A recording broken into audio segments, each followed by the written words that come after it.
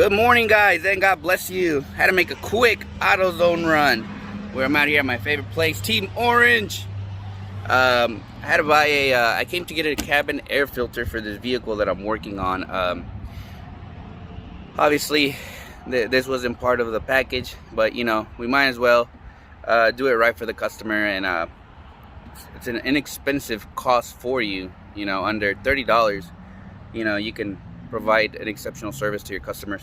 But that's what I'm doing right now. I came to get an air filter. I'm also gonna buy some of their drill brushes.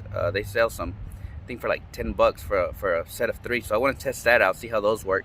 They come with a 90-day warranty, so if anything happens to them, take them back, get a new one.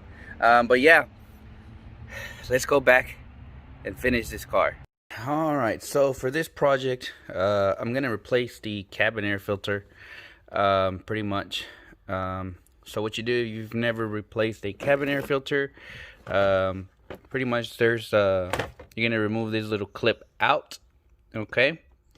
And then you're going to press these two sides on each part, just push it in and it'll pop it out. The cabin air filter is right there. I already removed the old one. This process I just want to show you for the new way.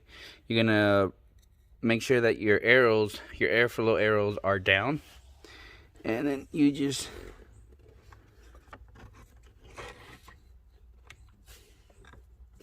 put it in like that, and then you get your,